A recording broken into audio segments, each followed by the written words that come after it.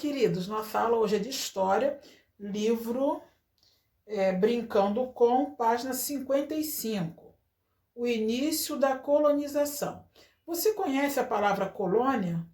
Sublinha para ti a resposta. Colônia é um grupo de pessoas que tem características em comum e vive em determinada região, muitas vezes longe de seu lugar de origem. Até aí.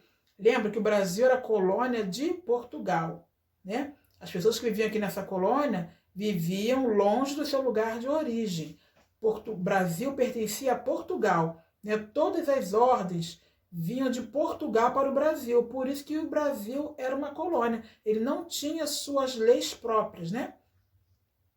No caso do Brasil, as primeiras colônias foram formadas por grupos de portugueses que passaram a viver nestas terras. Esse processo de transformação de um lugar em colônia foi chamado de colonização.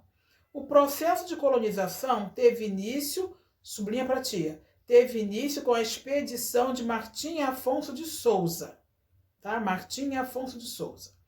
Foram os membros dessa expedição que fundaram em 1532 a Vila de São Vicente, sublinha, Vila de São Vicente, considerada a primeira vila do Brasil. Lembra que tinha expedições que vieram para o Brasil e uma das expedições era uma colonizadora, que formaram no Brasil vilas e povoados. Então, a Vila de São Vicente foi a primeira.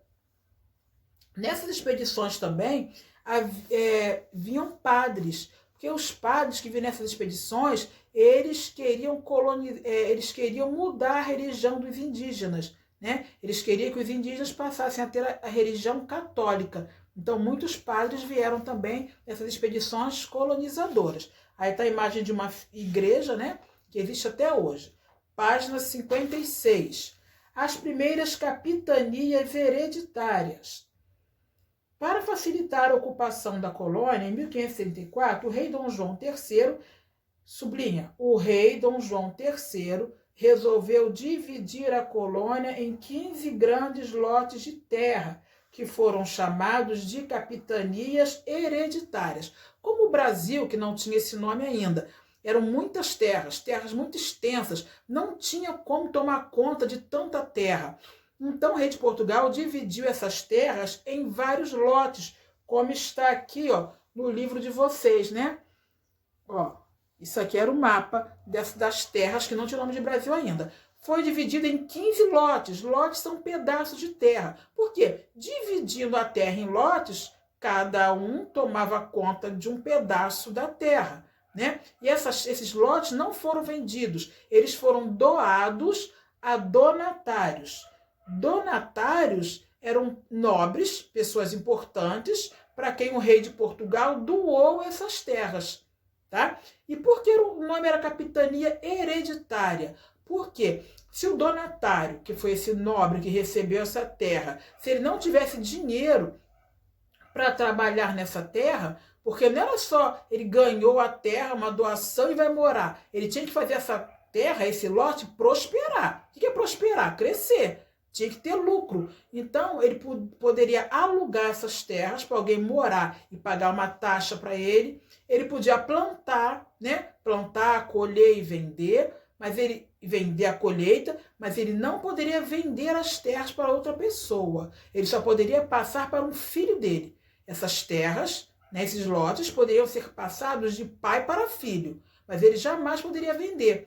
Por isso, capitania hereditária. Hereditária é isso. É algo que você passa, vai passando de pai para filho. Não pode ser vendido, como uma joia. Às vezes a vovó tem uma joia. Passa aquela joia para a filha. Aí a filha passa para a neta, né? Então fica hereditária. Aquela joia foi passando, né, de geração a geração. Mas não pode ser vendido, tá? Então, isso era uma capitania hereditária. Elas foram doadas a donatários. Donatários eram nobres, pessoas, né, importantes para quem o rei dividiu as terras brasileiras, certo? Não vou ler o texto porque a tia acabou de explicar isso tudo aí. Página 57. Complete as frases. As ... eram extensos lotes de terra. Eram as capitanias hereditárias. B, os pontinho eram nobres portugueses. Lembra que eu falei? Os donatários. Donatários. Eram os nobres portugueses, pessoas importantes que receberam a terra. C, os donatários deviam administrar e investir em atividades econômicas. Foi o que eu falei. Eles não poderiam simplesmente morar nessas terras. Eles tinham que investir em atividades econômicas. Ou tinham que alugar para alguém morar e pagar taxa para eles, ou tinham que plantar, colher e vender a colheita. Isso são atividades econômicas. D, as capitanias não podiam ser vendidas porque eram hereditárias. E, muitos dos donatários entraram em conflito com os indígenas. Por que entraram em conflito? Conflito não chega a ser uma guerra, mas tem morte, tem luta, né? Então, por que os donatários entraram em conflito com os indígenas? Porque os indígenas não queriam, né, que essas capitanias... Lembra que o Brasil era uma floresta, uma mata cheia de árvores para o Brasil? Então, como os donatários tinham que plantar e colher, tinham que cortar árvores para estar fazendo essa plantação. E os indígenas não gostavam disso, né? Para eles era uma invasão na floresta deles. Por isso tinha os conflitos. Brincando de historiador, número 1. Assim como as capitanias hereditárias, sublinha, que eram as terras passadas de pai para filho, podemos encontrar em nossa família... você vai sublinhar até filho, que é a explicação aí, que capitanias hereditárias eram terras passadas de pai para filho. Até aí. Que eu posso perguntar na prova, o que eram capitanias hereditárias? Aí você responde, eram terras passadas de pai para filho. Podemos encontrar em nossa família objetos que também passaram de uma geração a outra. Converse com um adulto que mora com você, faça as perguntas a seguir e registre as respostas no livro mesmo. Você já recebeu algo que pertenceu a seus pais ou seus avós? O quê? Pode ser uma joia, pode ser um brinquedo, um livro, um objeto, né? B, você possui algo que gostaria de dar a seus filhos? Por quê?